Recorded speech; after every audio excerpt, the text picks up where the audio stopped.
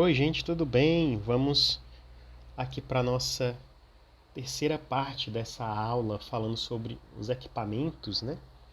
E utensílios utilizados na cozinha. Nós vamos falar sobre os recipientes utilizados para cozinhar no forno. São as formas, né? Existem vários tipos de formas, cada um com o seu preparo, né? Pode ser utilizada com uma função diferente, né? Tem vários formatos, vários materiais, pode ser de alumínio, antiaderente, tem de aço inox, enfim, de cerâmica, de vidro. Então, cada uma tem sua função, né? Aqui nós temos exemplos, alguns exemplos, né? A forma com furo, a forma com fundo removível, uma forma de rocambole, né? Que na verdade é um tabuleiro bem grande, né?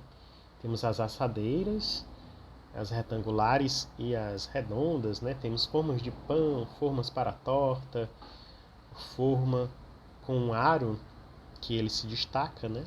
E ajuda a remover também o fundo, né? Então elas são utilizadas, tem alguns forma de pão, forma de bolo inglês, né? Alguns formatos de formas que dão nomes aos próprios pratos, né? Forminha de empada, enfim. Tem vários tipos de formas diferentes. Aqui nós temos as assadeiras, né? Já citamos aqui algumas assadeiras, os tabuleiros, que eles são mais rasos, né? A altura das laterais é baixa. Nós temos os ramecãs, que são essas forminhas de cerâmica.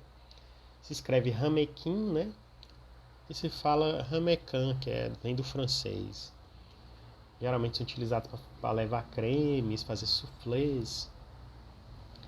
Aqui nós temos também as formas de terrine. Terrine é uma preparação geralmente fria, né? Se usa patês, usa carnes, pode ser feito com legumes, enfim. E tem esse formato aqui, retangular, alto, né? E essas são as formas que se utilizam, a forma de cerâmica, né, e uma forma de aço, né? Geralmente ela é retangular, mas ela também pode ser mais oval e ela é utilizada para modelar, né? Os terrines têm seu formato bem característico, as terrines. Vamos passar aqui para os equipamentos grandes utilizados na cozinha, né?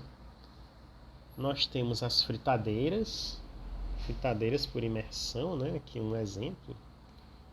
Aqui é uma fritadeira com um único recipiente, né, para fritar, mas às vezes elas podem ser duplas, né? Serem bem maiores, né? As fritadeiras industriais. Ela pode ser aquecida a gás ou eletricidade e tem esse reservatório grande onde se coloca a gordura.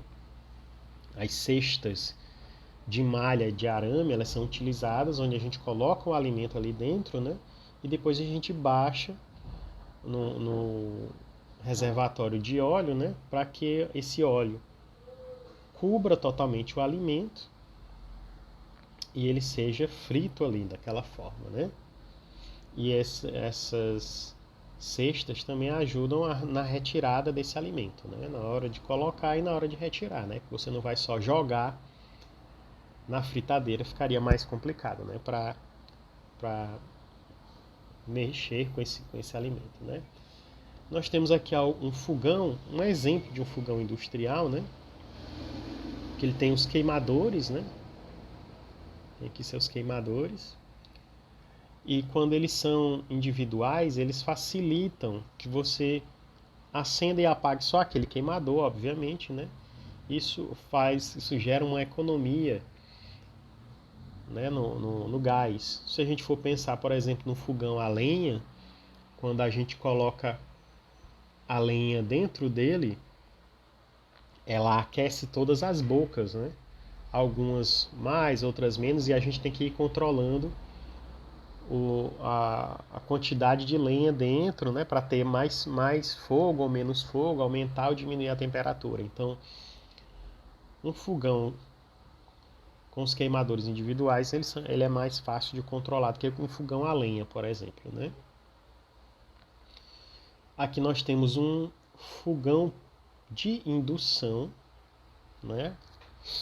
Ele é utilizado tanto de forma doméstica, mas aqui a gente tem um exemplo industrial, né?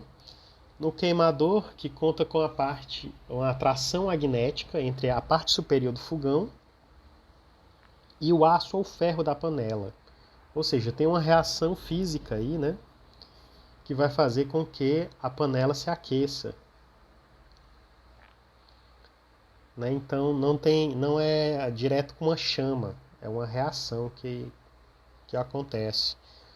E geralmente esses fogões de indução, eles não funcionam com panelas de alumínio, porque com o alumínio não acontece essa reação.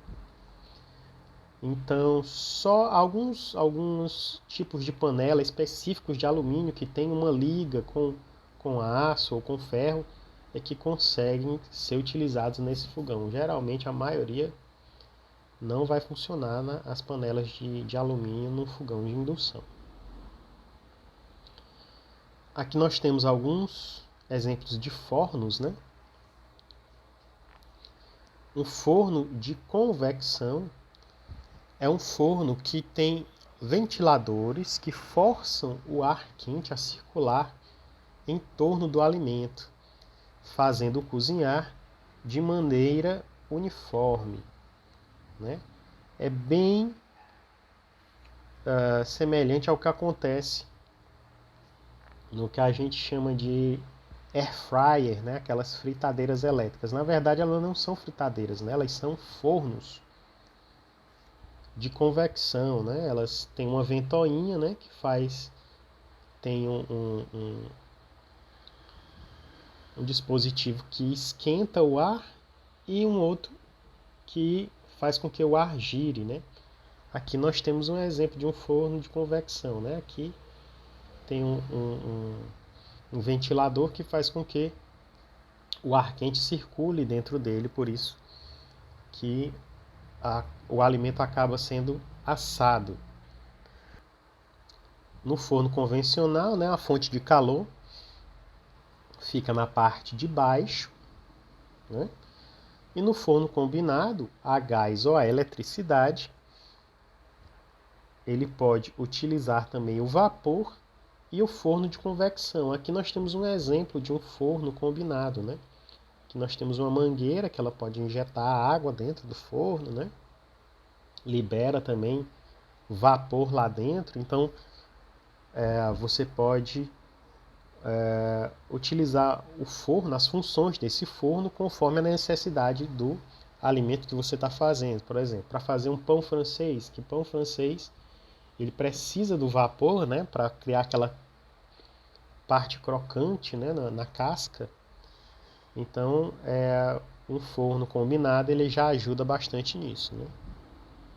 Temos também um forno micro-ondas, né, que a maioria de vocês conhece, que ele utiliza a eletricidade para gerar uma radiação, e essa radiação vai movimentar as moléculas de água dentro do alimento, por isso que ele aquece.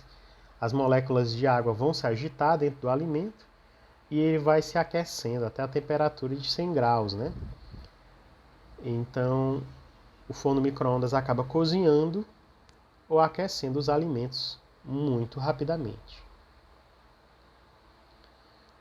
Outros equipamentos que são bastante utilizados são a chapa, né?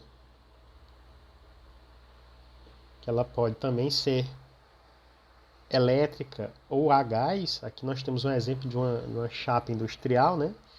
Que ela tem uma fonte de calor que fica embaixo de uma grossa chapa de metal.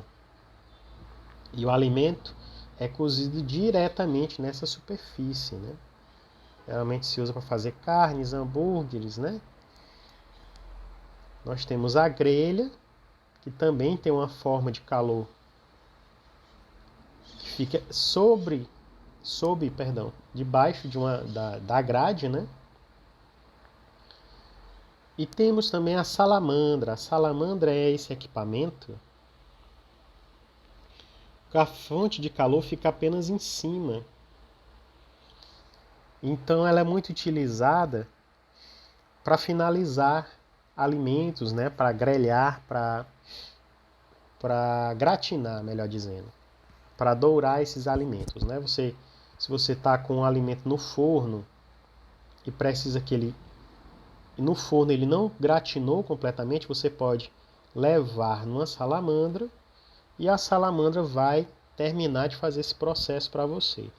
Existem também as salamandras que são manuais, né?